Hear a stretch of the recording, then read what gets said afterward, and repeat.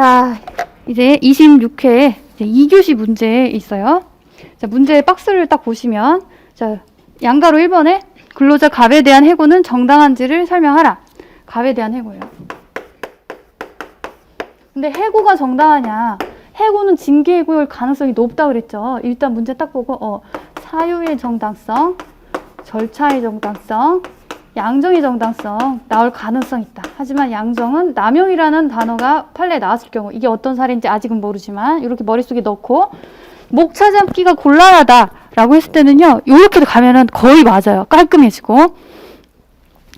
자, 문제 질문이 간단하니까 바로 본문으로 돌아가면 근로자 갑은 금융회사 A에서 근무하고 있는데 이거 제가 이 시험을 풀었기 때문에 자, 금융회사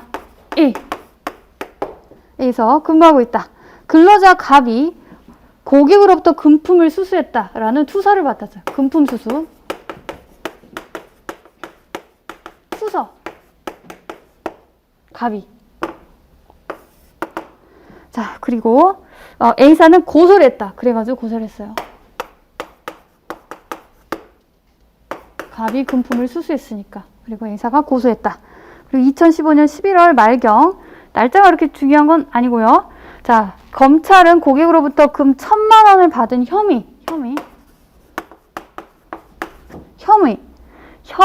혐의로 갑을 불구속 기소했다.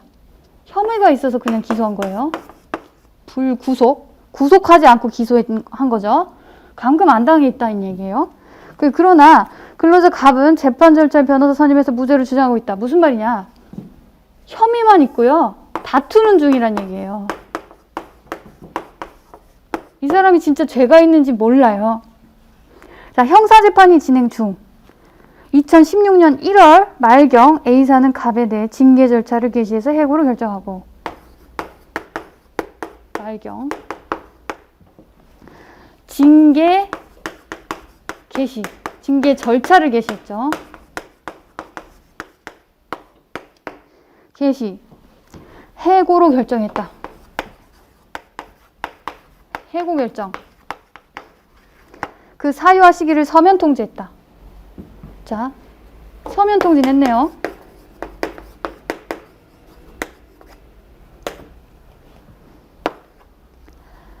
그리고 근로자 갑이 조합원으로 가입한 노조와 A사가 체결한 단협은 아래와 같다. 단협. 노조. 단협. 직원이 고객, 거래처로부터 돈을 받을 경우 액수불문 해고사유. 돈을 받으면 액수불문 해고사유. 그리고 징계사유가 형사사건으로 기소되면 그냥 기소. 근데 형사기소 되면 개시할 수 있다라고 되어 있어요. 징계 절차를 개시할 수 있다. 느낌이 어때요? 자, 징계 절차의 개시. 얘 문제 없어 보여요. 절차 정당성. 징계 절차 같은 거는요. 취업규칙 단체 협약 등에 있으면 지켜라. 근데 문제 없어 보여요. 일단 개시니까. 근데 얘는 뭐하고 관련 있는 거예요? 해고 사유로 단체 협약에 규정이 되어 있더라도 정당성 판단은 별도로 해야 되죠. 왜냐? 당연퇴직 규정 아니기 때문에. 당연퇴직. 만도서 아니잖아. 기간 만료, 그리고 정년 도달, 그리고 당사자 소멸에 해당되는 사유가 아니에요. 돈을 받으면 액수불문 해고 사유다.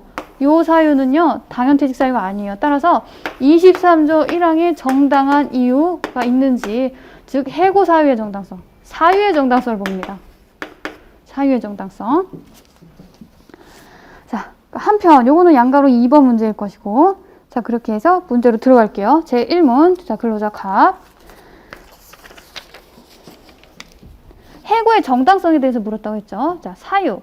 자, 그냥 머릿속에 딱 그려졌어.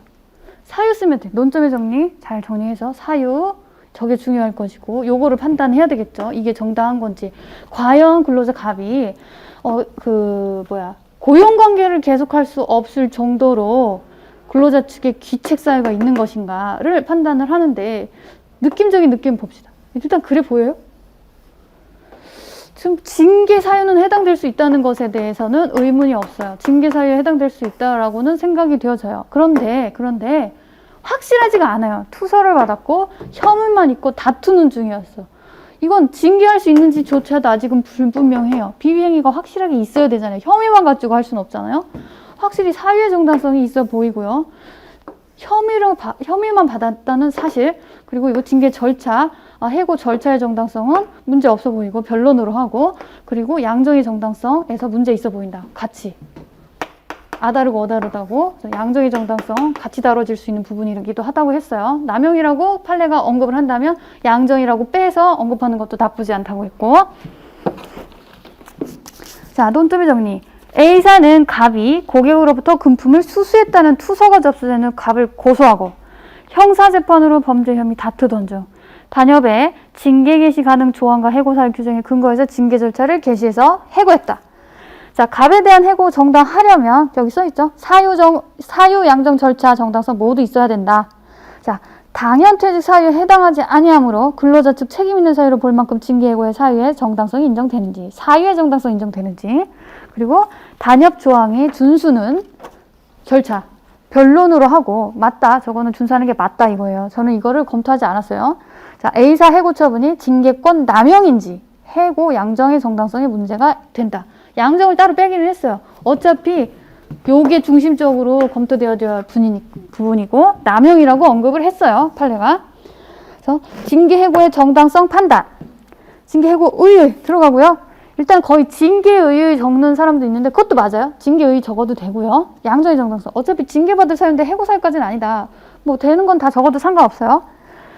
그래서 이렇게 징계 해고 이렇게 두고, 그리고 특이한 점은 이렇게 돼 있죠.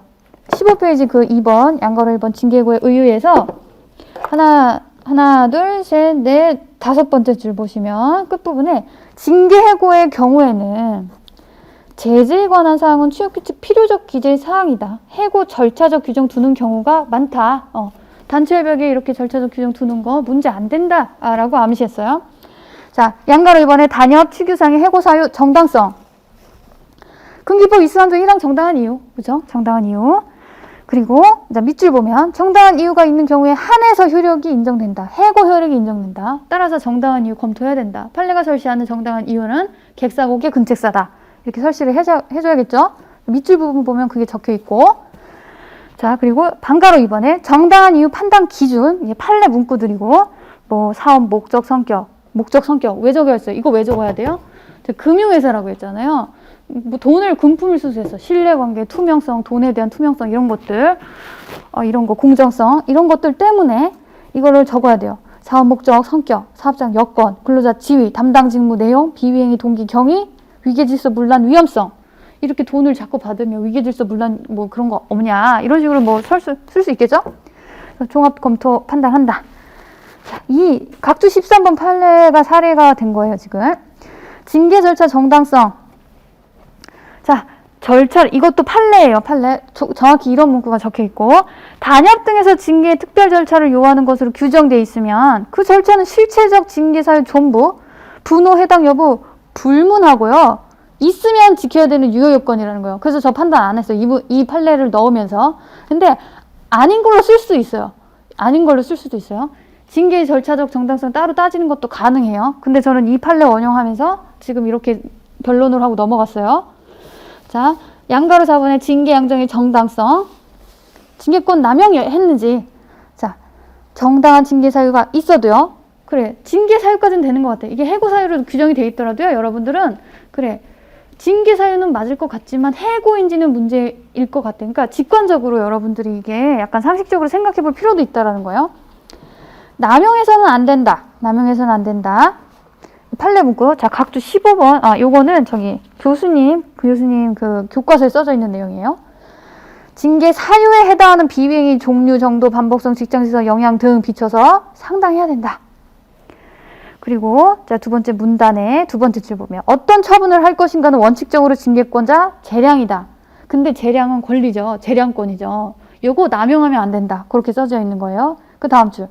징계권자가 재량권을 행사해서 한 징계 처분이 사회통념상 현저하게 타당성을 잃어 징계권자에게 맡겨진 재량권을 남용한 것이라 인정되는 경우에 하나고, 그렇죠? 재량권 남용 동그라미 하겠죠. 사회통념상 현저하게 타당성을 잃어 징계권자에게 맡겨진 재량권을 남용한 것이라고 인정되는 경우에 하나고, 그 밑에 줄 보면 끝에 구체적 사례에 따라 직무 특성, 징계 사유된 비위 사실, 내용 성질 뭐 이런 것들 종합 검토한다. 자, 사안에 적용을 합니다. 자, 사유의 정당성, 징계 사유의 정당성. 자, 이건 제가 포섭을 한 거죠. 자, 금융회사다, A사는. 금융거래에 있어서 투명성, 건전성 요구된다. 그래서 고객으로부터 금품 수수할 수 없다. 그럼에도 불구하고 이를 수수한 것은 금융법인에 있어 허용되지 않는 행위로서 단체협약에 그렇게 노조하고 사용자가 합의해서 넣은 규정이잖아요. 일리가 있을 수 있다는 얘기예요. 이런 것은 갑이 고객으로부터 금품을 수수했다면 금융거래의 공정성, 신뢰성 훼손될 수 있다.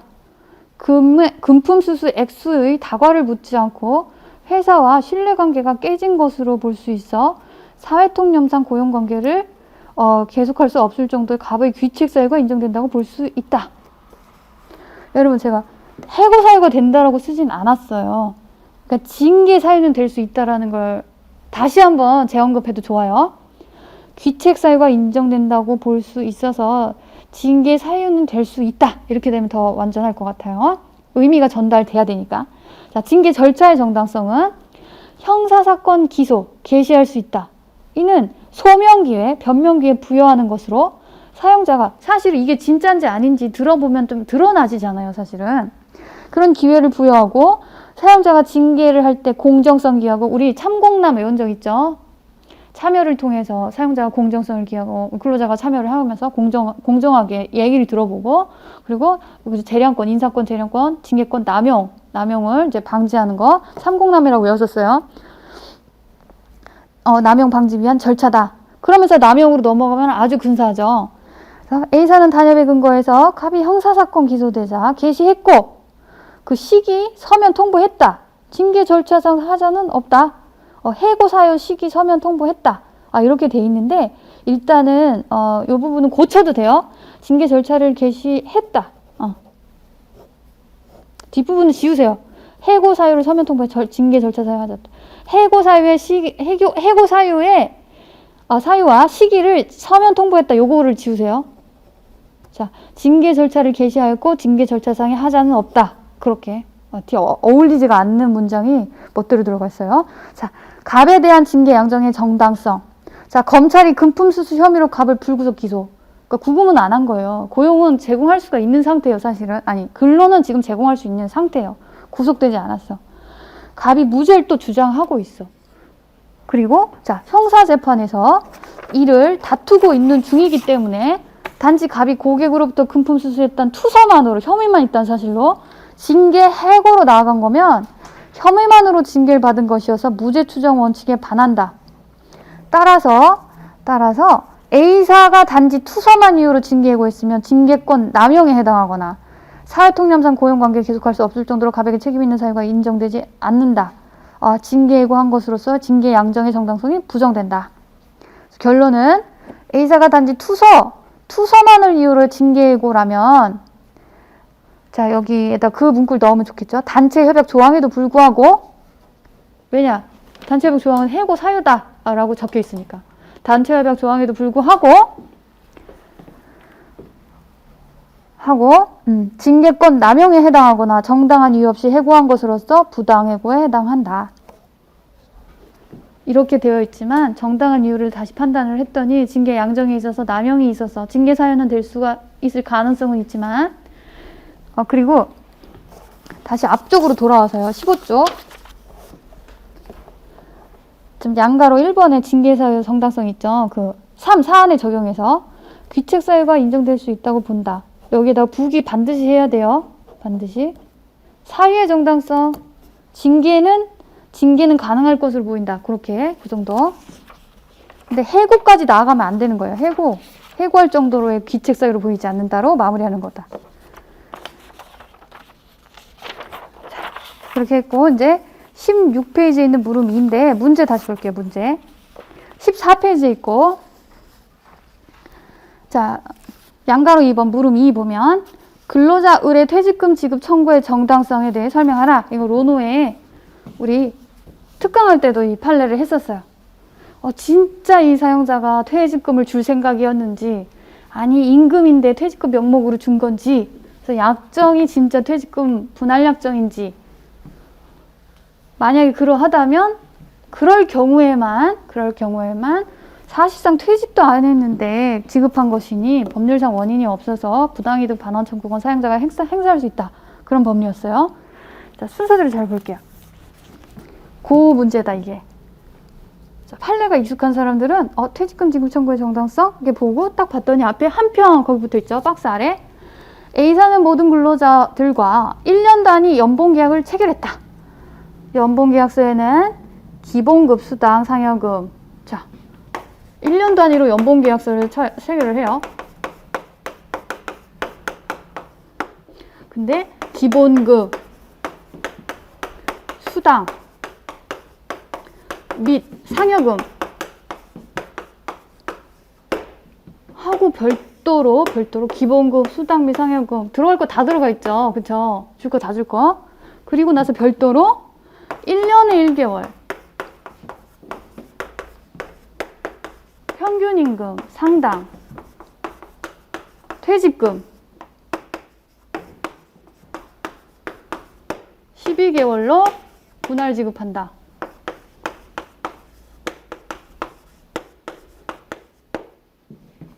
만약에 뭐 이렇게 기본급이고 다른 재수당 뭐 이렇게 해서 다르게 구성이 되어 있으면 이거는 임금을 퇴직금인 척하고 주는 것처럼 보일 수도 있어요. 근데 이렇게 설치한 거는 일단은 퇴직금을 진짜 줄 생각으로 별도 규정을 둔 것으로 보여진다. 이렇게 해서 포섭을 하거든요. 자, 그래서 다음 물음에 답하죠. 근로자 의뢰 퇴직금 지급 청구의 정당성. 근로자 을 퇴사를 하면서 퇴직금 지급을 청구를 한 거겠죠. 다 받았는데 다시 퇴직금을 청구했어요. 그럼 사용자는 억울하겠죠. 그래서 2번 문제로 가면 저기 해설로 보면 16페이지. 자, 요거는 아주 문제 정리가 잘 돼 있어요. 그 순서대로만 목차를 쓰고 포섭하면 되는 거예요. 논점의 정리 보면 A사와 을은 퇴직금 분할 약정을 체결했다. 요거 약정. A사와 을은 요런 거를 체결했죠. 자, 체결을 했고 이에 따라 A사로부터 퇴직금 명목 금원을 매월 균분해서 지급을 받았다. 이미. 동그라미 1. 동약정이 실질적으로 퇴직금 분할해서 지급하는 약정을 한 것이냐, 실질적 퇴직금 분할 약정이냐. 문제되고, 만일 그렇다면 퇴직금을 청구할 수 있는 거냐, 청구할 수 있냐. 왜? 퇴직금 청구할 수 있냐. 왜? 퇴직 시에 발생하는 청구까지는, 그쵸? 퇴직 시. 일단은 된다라고 해야 퇴직금 지급 청구권, 채권을 가진 게 되겠죠. 그리고 사용자도 그러면 기왕에 줬던 거는 법률상 원인이 없으니 무효. 그럼 부당이득 반환 청구권이 인정이 된다. 라고 청구권이 두 개가 다 인정이 돼야 마지막에 상계 법리를 적용할 수 있잖아요. 그래서 이렇게 물어본 거예요. 동그라미 2번은 그래서 청구할 수 있냐. 그렇다면 기지급받은 퇴직금 명목 금원은 반환 의무 있는 것이냐. 그리고 그러한 반환 채무가 A사 퇴직금 지급 채무는 상계 가능한 것이냐. 그건 안 적었어요. 상계 가능하다면 그 범위는 무엇이냐. 그거는 그냥 부수적이기 때문에. 자, 그래서 그 순서대로만 제목을 달고 지금 몇 단계였어요? 지금 4단계죠. 1, 2, 3, 4. 깔끔하게 적는 게 가능한 문제예요. 자, 실질적인 퇴직금 분할 약정인지 퇴직금 분할 약정의 의의를 쓰고 자, 매일 지급하는 일당과 함께 퇴직금 일정 금원을 미리 지급하기로 한다. 월급은 따로 있고 소결, 포섭을 해버려요. 그래야 소결해서 이거는 맺어야 돼요. 그래야 다음 논의를 하는 게 의미가 있다라는 걸 보여주기 위해 이건 맺어야 돼요. 맞다라고. 그래서 A사는 모든 근로자들과 1년 단위 연봉계약 체결하면서 연봉계약서에는 기본급, 수당, 상여금 별도 명시하고 1년에 1개월 이렇게 12개월 분할 기재돼 있다. A사는 실제 퇴직금 명목, 실제 퇴직금 지급 목적으로 퇴직금 분할 약정 체결한 것으로 보인다. 이렇게 썼죠. 자, 의리 퇴직 시 퇴직금 지급 청구할 수 있는지 여부. 자, 이 약정은 퇴직급여 보장법. 퇴직급여 보장법. 퇴직 시 지급 청구할 수 있는가? 지급 청구. 아이고. 이게 1이었구나. 이게 2. 실질적 퇴직금 분할 약정이죠.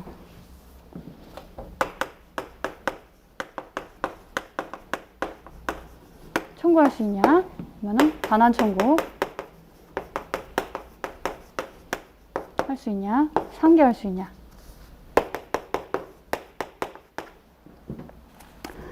그래서 의리 퇴직 시 퇴직금 지급 청구할 수 있냐? 자, 퇴직급여법 8조 2항 전문에서는 중간정산 아니면 마지막에 퇴직할 때 중간정산은 중간에 퇴직금 받을 수 있잖아요. 근데 그거 아니면은 퇴직할 때 받는 것이다. 그래서 이 퇴직 시 발생하는 퇴직 청구권을 근로자가 사전 포기하는 것에 해당된다. 이 약정은 강행법규인 이 퇴직급여 보장법 8조 위반이다 이거예요. 그래서 무효다. 효과가 없어. 법률상 원인이 없는 거죠. 그래서 그 결과 퇴직금 분할 약정에 따라 사용자가 근로자한테 퇴직금 명목 금원을 지급했어도 퇴직금 효력 없어요. 퇴직금 효력 없다. 근데 근로관계 계속 중에 퇴직금 분할 약정에 의해서 월급 일당 별도로 실질적으로 퇴직금 미리 지급한 경우는 어디까지나 약정이 유효함을 전제로 하는 것인가? 판례 문구 그대로. 자, 퇴직금 지급으로서 효력이 없으면 청구는 할 수 있는데 청구는 할 수 있어. 그리고 일로 넘어와. 그리고 기왕에 받은 거 이거는 법률상 원인이 없다. 지급 의무가 없었던 것이다 라고 살짝 언급을 해요. 근로자는 퇴직 시에 퇴직금 지급을 청구는 할 수 있다. 청구할 수 있다. 왜냐? 퇴직금을 이거 이 말인 거 이해되죠? 뒤에 거랑 섞이는 것 같은데 아니에요. 퇴직 시에 퇴직금을 청구할 수 있다라는 말은 그동안 받았던 게 퇴직금이 아니라는 말이잖아요. 그러니까 그거는 언급을 해주는 게 맞잖아요. 문장 끝에. 퇴직 시에 지급을 청구할 수 있다. 따라서 그동안 받은 건 퇴직금이 아니다. 그러면 그것의 성질은 무엇이냐? 이렇게 넘기는 거죠. 자, 지급받은 퇴직금 명목 금원의 성격. 이미 지급한 퇴직금 명목 금원. 이거는 같은 법, 퇴직급여법. 근로대가로 지급하는 임금이 아니다. 임금에 해당 안 된다. 임금이면 그냥 녹아버려요. 반환 의무가 없어. 근데 이건 임금이 아니라고 반환 의무 있다고 말하기 위해서 임금성을 부정시켰어요. 자, 임금이 아니다. 이처럼 사용자가 근로자에게 퇴직금 명목 금원 실질적으로 지급했는데 정작 퇴직금이 아니면 이거는 임금 지급 효력도 없다. 임금이 아니니까. 따라서 법률상 원인이 없다. 근로자가 그동안 매월 균분해서 받은 것은 원인 없이 받은 동이다. 원인 없이 받은 동이기 때문에 여기가 킬링 포인트. 법률상 원인 없이 근로자에게 퇴직금 명목 금원을 지급함으로써 사용자한테 상당 금원 손해를 입었으니 이것은 근로자가 상당의 이익을 얻은 셈. 이거는 반환해야 할 것이다. 이렇게. 그게 공평의 견제에서 합당하다. 거기 판례 문구. 5번. 부당이득 반환 채권과 퇴직금 상계. 청구권이 다 있잖아요. 퇴직금 지급 청구권, 반환 청구권. 둘 다 채권이 있어야 채권끼리 상계할 수 있다. 좋아. 그럼 상계할 수 있는지 여부 진짜. 근데 임금 채권이 상계가 할 수 있던가? 퇴직금은 후불임금이잖아요. 원칙. 임금은 통화로 전액 지급해야 된다.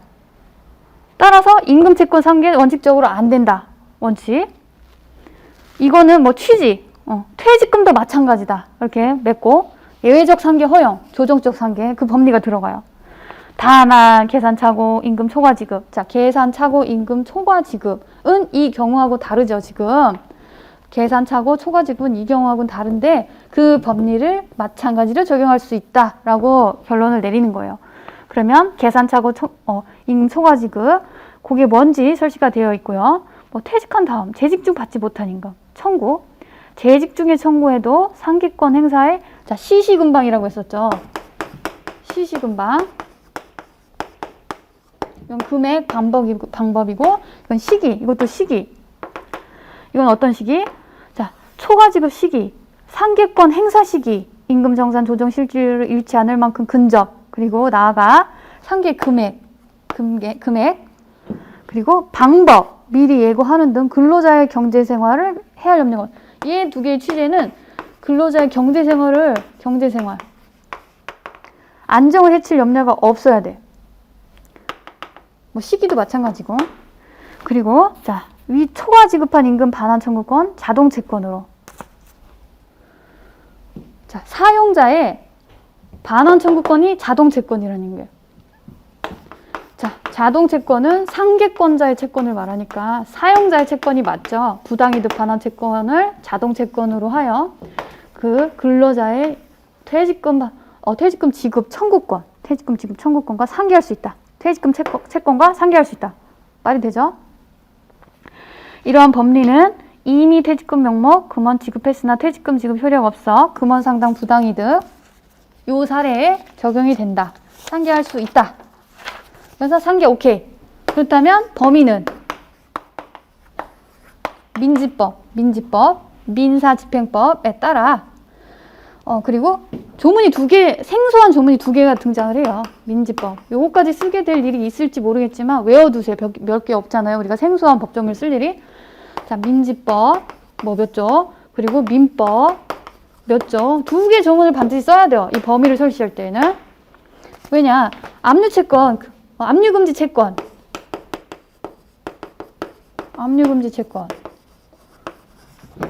압류금지 채권에 그리고 그러면 상계, 금지 그거 2개를 적시를 해야 돼요. 자, 246조 1항 5호 민지법 이때는요 어떠한 취지에 의해서 퇴직금, 비슷한 성질 급여 채권 2분의 1에 해당하는 금액 압류금지 채권이다. 2분의 1이 그 임금 채권에 2분의 1이 압류가 금지돼 있다. 그러니까 어떤 사람한테 채권자가 어떤 근로자의 급여 그 통장에다가 그 압류를 거는 게 반 이상은 안 된다는 거예요. 반은 그래도 생활을 해야 되지 않냐 이런 취지겠죠. 취지가 들어가야겠죠. 살짝 들어가면 돼요. 취지는 생활보장, 채무자의 생활보장. 그래서 압류금지 채권 규정하고 있고 민법 497은 이 압류금지 채권 채무자는 상계로 채권자한테 대항하지 못한다. 2분의 1의 범위 설정이고요. 이거는 대항하지 못한다니까 이 2분의 1에 대해서는 상계가 안 된다라는 의미예요. 대항하지 못한다. 압류가 금지되어 있으니 대항하지 못한다. 2분의 1은 손대지 못한다. 그래서 2분의 1 초과 금액 부분은 상계가 허용이 된다. 2분의 1을 넘는 거. 자, 그렇게 되고요. 사안의 적용. 자, 이렇게 순서대로 단계적으로 나아가면 이제 사안의 적용도 단계적으로 해야겠죠? 실질적 퇴직금 분할 약정 인지, 의뢰 퇴직금 청구 가능 여부, A사 부당이득 청구권 여부, 상계 여부. 자, 봅시다. A사 을 체결 연봉계약서, 매월 분할 지급 금액이 특정되어 있고, 그리고 을에게 해당 금액을 매월 균분 지급했다. 이미 했다. 그리고 A사 을이 체결한 약정이 퇴직금 지급 면탈 위해서 퇴직금 분할 약정 형식만 취한 것으로 보이지 않고 진짜 퇴직금 줄 생각으로 한 걸로 보인다. 이 말이에요. 실질적으로 퇴직금 주려고 한 걸로 보인다. 자, 을이 퇴직금 청구 가능 여부. 자, 퇴직금 중간정산이 유효하게 성립되지 않는 한 중간정산으로 해서 그때 중간 시점에 퇴직금 청구할 수 있는데 그게 아닌 한은 퇴직 시에 해야 된다. 퇴직 시. 법률은요. 모든 경우의 수를 다 동원해가지고 꼼꼼하게 처리를 하고 넘어가야 되는 거예요. 꼼꼼하게. 중간퇴직 아닌 한 근로계약이 존속하는 동안에는 퇴직금 청구권 없다. 퇴직할 때 있다. 그 말이고 양가로 3번 A사 부당이득 반환 청구권 인정 여부. 자, 이 퇴직금 명목 금원은 임금 아니다. 퇴직금 효력 없다. 임금 지급 효력도 없다. 둘 다 없다. 그러니까 법률상 원인 없어서 반환해야 할 임금이다. 근데 요게 부당이득 반환 법리 문구 그대로예요. 안음으로 하고 이렇게 콤마 있죠. A사는 법률상 원인 없이 근로자에게 퇴직금 명목 지급해서 금원 상당 손해를 입었다. 이 부당이득 반환 법리 문구예요. 자, 을은 사용자는 손해를 입었고 을은 이득을 입었다. 법률상 근데 원인이 없는 이득이다. 그러니까 반환해야 된다. 그 말이에요. 자, 수령 퇴직금 명목 금원. 용어도 잘 써야겠죠. 퇴직금이 아니라고 해서 수령 퇴직금 명목의 금원이라고 표현해야 돼요. 부당이득으로 A사에 반환해야 된다. 자, 상계 가능 여부. 법조문은 여기에서는 쓸 필요가 없고, 자, 퇴직금 채권을 2분의 1에 미치지 못하는 경우, 그 퇴직금이, 이거는, 상계할 수 있다. 퇴직금 채권액이 2분의 1이 미치지 못한다. 원래 퇴직금 채권액이 산정된 게 있을 거 아니에요. 만약에 3천만 원을 받아. 3천만 원. 근데 이미 지급한 거. 이게 봅시다. 자, 2분의 1. 퇴직금 채권액이 2분의 1이 미치지 못하는 경우 A사는 그 금액을 상계할 수 있다. 자, 그러나 2분의 1을 초과하는 경우 뭐가? 퇴직금 금원의 퇴직금 채권이요. 퇴직금 채권. 그게 2분의 1을 초과하면은 A사는 퇴직금의 2분의 1에 대해서만 상계할 수 있다. 자, 부의반청해야 한다. 이 말이죠. 자, 결론. A사가 을과체결한 퇴직금 분할 약정 무효다. 퇴직금 청구할 수 있고 부의반청을 A사가 가지니 퇴직금 2분의 1 초과 범위 내에서만 상계할 수 있다. 자, 됐어요. 그리고 2번 바로 넘어갑니다.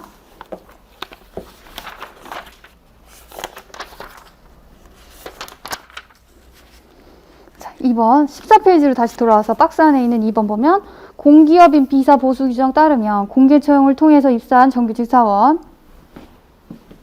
자, 요거는 그 사건이네요. 자, 차별인가? 차별인가? 자, 원래 이 회사에 다니던 이 근로자는요. 계약직이었어요. 계약직. 근데 정규직으로 전환됐어요. 정규직으로 전환이 됐어요. 그래서 지금 신분은 정규직이에요. 근데 정규직 신분이 돼가지고 이제 초임 연봉을 산정을 해야 되지. 근데 이 공기업 B사 산정 규정을 보면 계약직 경험, 계약직이었을 때 그 경험 있죠? 계약직이었을 때 50%만 근무 경력으로 인정이 된대요. 근데 정규직은 100%야. 나 이게 차별이라고 보는 거예요, 지금. 그러면서 기단법상 우리 차별금지 조항이 3군데 있죠. 기단법상, 물론 남녀고용법에서도 채용이 차별이 있지만 일단 질문은 뭐예요? 기단법하고 노동법, 노동관계법령, 근로기준법이에요.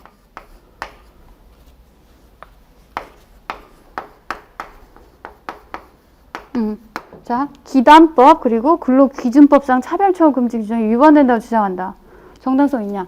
근로기준법 차별처우 몇 조? 6조에 있고, 자, 기단법에서도 몇 조에 있어 이게? 조문 생각이 안 나요? 자, 일단은 있어요. 자, 계약직은 50%. 근데 이 사람의 신분이 지금 정규직이잖아요. 지금 현재 차별받고 있다고 보는 거예요. 현재. 그러면 이 기단법에는 무엇이 적용이 될 것인가? 우리 이거 뭘로 봐요? 자, 신, 비, 영, 차, 합. 이렇게 보면 됐죠.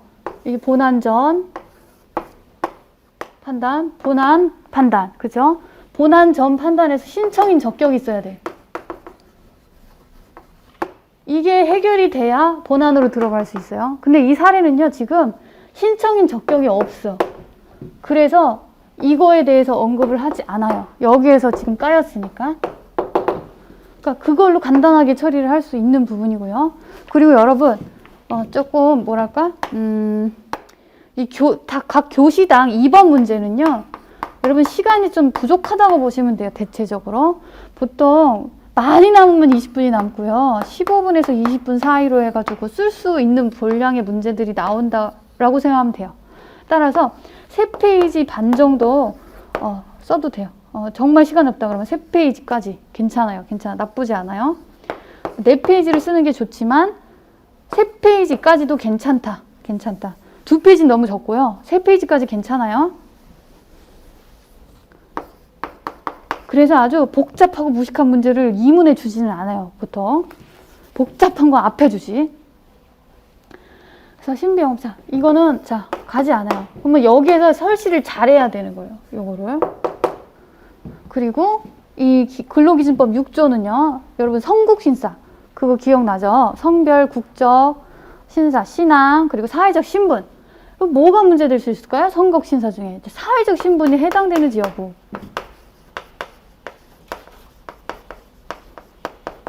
해당 안 돼요. 해당 안 돼. 자, 그래서 이 정도 보고 자, 내용으로 들어갈게요. 자, 14페이지 물음의 해결. 논점의 정리. 아니지. 17쪽이요. 자, 계약직, 정규직, 갑이에요. 계약직, 정규직 된 갑. 채용 경로, 업무의 성격이 정규직 사원과 구별된 자. 자, 문제는 지금 제가 안 읽었어요. 일단 빨리 여기서 녹여 있는 거 볼게요. 이 계약직 갑은요, 정규직 근로자하고 채용 경로가 달라요. 채용 경로가 다르고, 그리고 뭐야? 업무 성격이 달라. 업무 성격이 달라.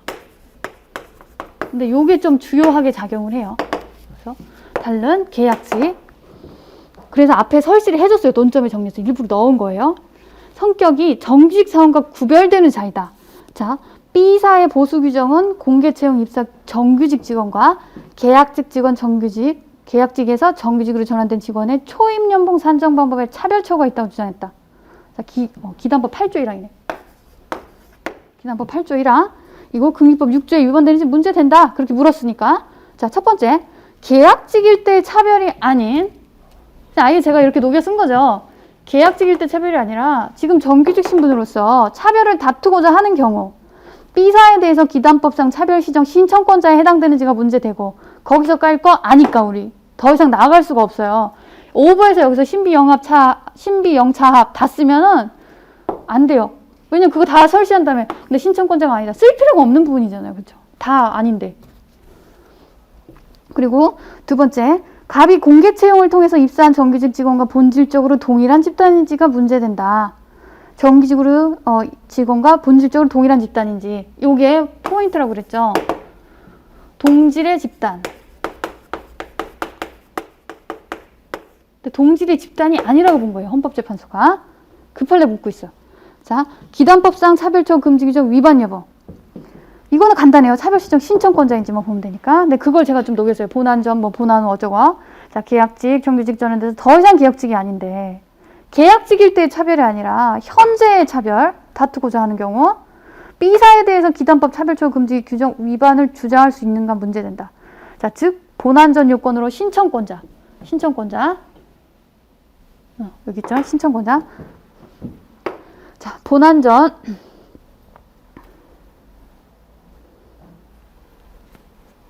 지금 문제 좀 하고 있죠? 로마서 2번에. 본안전. 지금 안 보여. 그렇죠. 여기 있죠. 첫 번째. 문제점부터 계약직, 정규직 전환돼서 계약직이 아닌 갑이 과거 계약직일 때 차별이 아닌 현재 정규직 차별을 다투고자 하는 경우.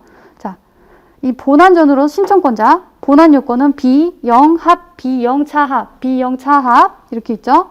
따라서 이에 대해서 충족 여부를 순차적으로 살펴봐야 된다. 라고만 설치하고 신청권자 먼저 꺼내면서 밑에 거 다 해당 안 된다라고 없애버렸어요. 차별시정 신청권자. 사용자는 기간제 근로자임 이유로 해서 8조 1항 썼고요. 기간제 근로자 아니니까 아니다 이렇게 넘어가는 거예요. 그래서 소결. 그래서 맺어버리죠. 기단법 적용 안 되는 거 여기서 끝내버리는 거예요. 자, 신청권자. 차별시정 신청권은 본안전 판단 요건으로서 계약직에서 정규직으로 전환돼 더 이상 계약직이 아닌 갑은 기단법상 차별시정 신청권자 아니다. 자, 노동의 차별시정 구제 신청하더라도 각하될 것이다. 따라서 기단법 차별시정 주장할 수 없어요. 그리고 자, 18조 이번에 금기법상 차별처 금지 규정 위반 여부. 이거 두 개 위반되는지 물어본 거니까. 보면 문제점. 성국신사인데 예시 규정인지 열거 규정인지. 이게 왜 중요하냐. 이게 열거 규정이면 여기에 딱 부합이 돼야겠죠. 그렇죠? 근데 예시 규정이야. 근데 부합되지 않아도 되는 거예요. 성국신사 그 중 하나에 해당될 필요가 없는 거예요. 그냥 차별처우를 안 하면 되는 거예요. 그거에 대해서 판단한 거예요. 그래서 금기법상 차별처우 사유 문제된다 이렇게 돼 있죠. 그게 예시 규정인지 열거 규정인지 차별금지 사유에 대해서 언급하고 있어요. 보면 예시 규정이다. 판례가 그렇게 보고 있죠. 그리고 사회적 신분은 뭐냐. 이거는 일정한 사회적 평가를 수반하는 것이다. 비정규직 근로자라고 자, 각주 16번 헌재에서 이렇게 말한 거죠. 비정규직 근로자라고 고용 형태는 그게 지위를 변경할 수 없거나 계속적 고정적 지위를 보기 어렵다. 근로자의 특정한 인격과 관련된 일신 전속적 표지라고도 할 수 없다. 따라서 사회적 신분이 아니다. 비정규직이라는 것은요. 사회적 신분이 아니다라고 헌재에서 말했어요. 자, 그리고 금기법상 비교 대상자. 자, 판례에 따르면 신분은 일단 아니야. 예시 규정이니까 뭐 다른 그래도 차별은 금지해야겠지. 자, 판례에 따르면 금기법에서 말하는 차별적 처우 본질적으로 같은 건 다르게, 다른 건 같게 그렇게 취급하는 건데 본질적으로 같지 않은 거를 같이 취급할 필요가 없다라는 거고 그건 차별이 아니라고 보는 거예요. 자, 따라서 이게 중요하죠. 따라서 금기법에서 금지하는 차별적 처우에 해당하려면 우선 그 전제로 차별받았다고 주장하는 사람과 그가 비교 대상자로 지목한 사람이 본질적으로 동일 집단에 속해야 한다. 자, 이게 이제 드디어 나오는 거죠. 채용 경로, 그 업무의 성격이 달라. 동질적으로 동일한 집단이 아니다. 이게 사안포섭으로 들어가겠죠. 따라서 이거에 따르면 동질적으로 비교 집단에 동일한 비교 집단에 속해 있지 않는 거죠. 자, 금기법상 차별금지 영역은 근로조건이에요. 근로조건. 근데 이거 연봉 근로조건 맞죠? 그 합리적 이유 유무 이것도 사실은 신비영합사 그거 비슷하게 나아가고 있어요. 보세요. 시청권자인지 여부. 근데 그거는 상관없다. 예시 규정이니까 사회적 신분 거기에 해당할 필요 없고 일단은 비교 대상자 있으면 되고 왜냐면 같은 것은 같게 본질적으로 같은 것은 다르게 다른 것은 같게 취급하는 것이니까 그게 차별이고 그러면서 차별금지 영역은 근로조건이고 약간 수순 비슷하죠. 어떤 영역에서 그리고 대상자 당사자는 누군지 그럼 비교 대상자는 누군지 비영합 아까 저건 뭐였어요? 기단법 신비영차합이었죠. 비영차합 같은 뭐 순서인 거예요. 비영차합. 네, 차별적 처우라는 것은 분리처우고 같이 지금 합리적에다 이거 같이 설치한 거예요. 그냥 지금 보면 분리처우고 합리적 이유가 없는 건 이건 우리 많이 외우는 거. 달리 처우할 필요성이 이게 합리적 이유가 없는 거예요. 없는 거. 그러면은 달리 처우할 필요성이 아예 없거나 달리 처우해도 방법 정도가 적절하지 않은 게 합리성 없다. 사안에 적용을 하면 기단법상 차별적 처우 금지 규정 위반 여부. 자, 밑줄. 더 이상 기간제 근로자 신분 아니다. 따라서 갑이 보수 규정상 차별 대우 받았다고 할 신청인 적격 없다. 그래서 8조 기단법 8조 1항 위반 여부 다툴 수 없다. 기단법상 차별 처우를 한 것으로 볼 수 없다. B사도. 자, 2번 금기법상 차별 처우 금지 규정 위반 여부. B사 보수 규정은 자, 계약직에서 정규직으로 전환된 갑과 공개 채용 그리고 정규직 임원 이거는 제가 가운데 조사들을 다 뺐어요. 말이 너무 길어서 공개 채용 정규직 임원 직원들이 하나의 이제 명사처럼 이렇게 생각하시면 돼요. 공개 채용된 정규직 임원 직원들이에요. 이들의 초임 연봉 산정 방법을 달리 정하고 있지만 이들하고 계약직에서 정규직으로 전환된 갑 이걸 줄여서 그냥 비정규직이라 한다. 이렇게 적어도 돼요. 답안지에다가 이하 비정규직 이렇게 하면서 가로 안에 그래서 갑과 공개 채용을 통해 정규직으로 임용된 직원들과 임용 경로 차이, 호봉 차이. 그래서 호봉 차이가 발생했고, 그래서 동일한 비교 집단 아니다. 그냥 간단하게 이렇게 생각하면 되죠. 공개 채용, 그러니까 뭐 5급 공무원, 뭐 공개 채용, 5급 공채, 뭐 5급 공채랑 그냥 승진해서 이렇게 한 거랑 다르다. 이렇게 보는 거랑 비슷한 거라고 보면 돼요. 그리고 또 업무의 성격이 다르다. 같은 5급인데. 어떤 사람은 서무 5급이고요. 어떤 사람은 이제 사무관 5급이잖아요. 다르죠. 그런 거라고 보시면 돼요. 그리고 비정규직 전환, 특혜를 받아가지고 사실은 공무직이었는데 갑자기 이제 정규직이 되었다. 공개 채용 아니잖아요. 근데 공개 채용 입사시험 봐가지고 들어온 사람 좀 억울하잖아요. 다르다. 이렇게 판단해 버린 거예요. 그래서, 자, 이거 금기법상 차별 처우. 자, 임용 경로 차이, 호봉 차이, 그리고 따라서 계약직 근무 기간 50%만 호봉에 반영하는 보수 규정, 그 B사에 대해 차별 처우 있다고 볼 수 없다. 자, 6조, 금기법 6조 차별금지 조항에도 위배되지 않는다. 자, 결론. 갑은 기간제 근로자 지위에서 차별 대우 받은 것이 아니다. B사 보수 규정이 기간제법 8조 1항에 위배된다 볼 수 없다. 동그라미 1, 2 먹여도 돼요. 첫 번째 걸 동그라미 1로 해도 되고 밑에 동그라미 2 한다면 갑과 공개채용 정규직 임용 직원들은 채용 경로 업무 성격 달리하니 본질적 동일 비교 집단 아니어서 B사 보수 규정 금기법 6조 차별금지 조항 위배 아니다. 갑 주장은 정당하지 않다. 이렇게 갈 수 있어요. 오늘 좀 3시간 동안 지금 이거를 했는데 5개년치를 처음에 한다고 제가 했으니 앞에 맨 처음 수업 시작할 때 말했던 거하고 다르게 오늘 특강을 1부로 구성을 하고 2부 특강을 다시 구성을 해서 그때는 오늘은 2회치를 했잖아요. 25회, 26회를 했기 때문에 다음 시간에는요. 4시간에서 한 4시간 반 정도를 잡고 3회치를 나가는 게 나을 것 같아서 다음 주 12월 16일 수요일이에요. 이때 같은 시간 2시에 이 영상을 보시는 분들은 올 수가 없어요. 비대면이기 때문에 일단 이거를 생각하시고 이 날짜 이후에 이제 무료 동영상이 업로드 될 거예요. 2부 특강은. 그래서 이제 그때는 오늘은 2회지만 오늘은 3회치 해가지고요. 총 25점짜리 18문제를 오늘은 12문제 정도 다뤘고요. 다뤄볼 생각이에요. 열심히. 자, 그래서 2부 그 기출문제 분석 특강을 요 날에 한다. 이렇게 생각을 하시고 그때 찾아주시면 될 것 같아요. 오늘 수업은 여기까지 하고 마치겠습니다. 감사합니다.